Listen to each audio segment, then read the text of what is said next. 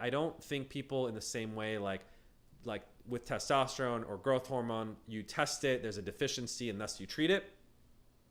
I think it's oxytocin is a lot more of in kind of the enhancement role. Well, maybe if let's say if you have a diagnosis, right, like if you have autism spectrum, you could in an experimental off-label way, work with a clinician in order to treat that. But I think for the majority of people, the reason that they would sort of take oxytocin is that it's really a sexual enhancer, is the way that I'd put it. PDE5 inhibitors like Viagra and Cialis, which people may be familiar with, increase vasodilation and blood flow to the penis, which obviously improves your ability to have and maintain erections. The thing is that people don't understand is that just because you have better erections does not make sex better. It just means you have a harder penis, which if you don't have problems getting erections in the first place, like a slightly harder penis, if it's even can get even harder than a healthy erection, is not going to make sex better. Oxytocin, though, on the other hand, is very synergistic, not only with testosterone, as you were asking about. I actually think it's very synergistic with the PDE5 inhibitors in the sense that what oxytocin does is it doesn't increase sexual performance in terms of the strength of the erection. It increases sexual enjoyment, right? So the pair bonding, like the emotional experience of sex, like being really into the person that you're having sex with, feeling a sense of connection with that person is enhanced with oxytocin. The other thing that's very interesting about it is it enhances the strength of the orgasm. So if you're trying to enjoy that in sort of the penultimate, obviously, climax of sex, it makes it stronger and longer for men. In a way, it's kind of cool because women, men should probably be jealous of women in a lot of ways because they have better orgasms than we do. They're definitely longer and stronger, and they can obviously have multiple orgasms as well.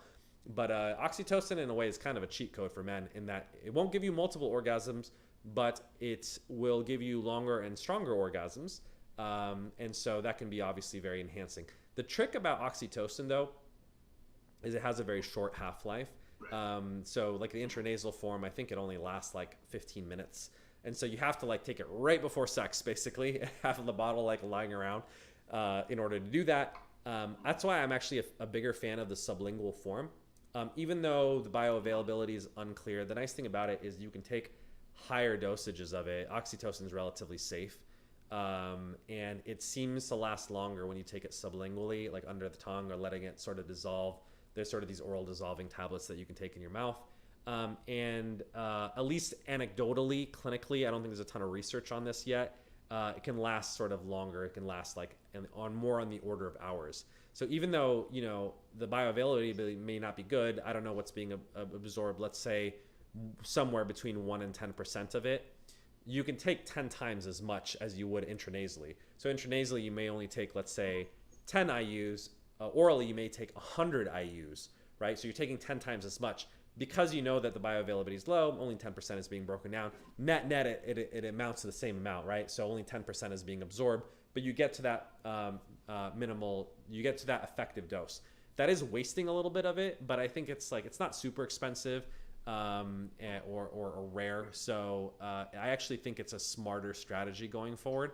And I think you're going to see more and more of sort of these sort of oral sublingual oxytocin that's used both for sexual enhancement, like I talked about, and also for social enhancement in terms of relationships. Really, yeah.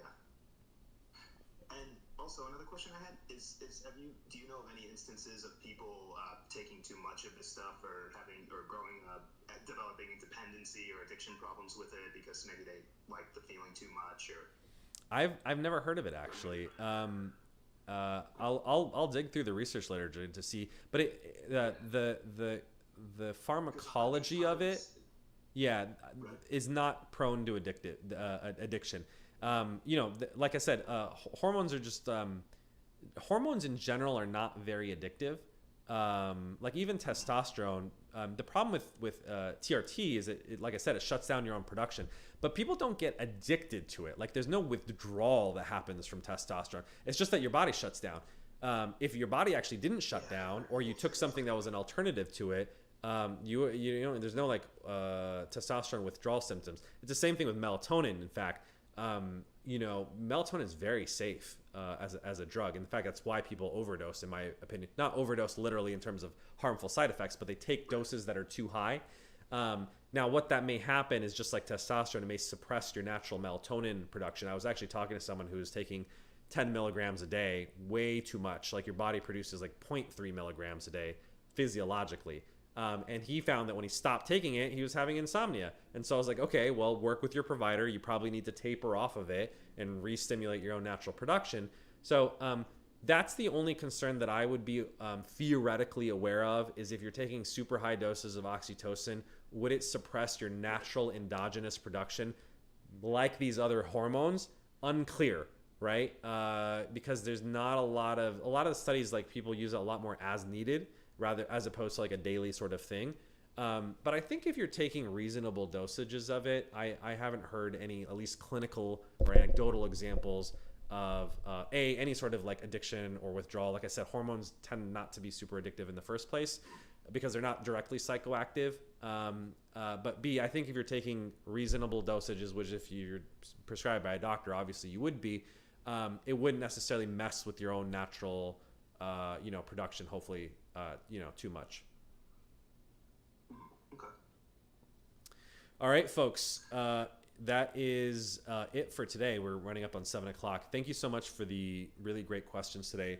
We started out Maximus Call-In Radio Show 26 talking about the weekly unpopular opinion about how excessive self-improvement can actually be like masturbation, as Tyler Durden called it. And so maybe sometimes you should engage in the contrary, which is self-destruction, or at least destruction of your story or your narrative that you buy into too much. We had some other great questions about what are the benefits of testosterone, especially when it comes to the psychological benefits. We had a question about the benefits of oxytocin, another kind of hormone that's sort of the love or the cuddle hormone, and a slew of other interesting questions for today. So thank you for joining us. We'll be back every single Thursday at 6 o'clock Pacific time. If you submit your questions in advance, I'll prioritize them. And obviously, if you ask them live, I'm always happy to chat through those issues with you. So thanks, everyone. Have a wonderful rest of your day.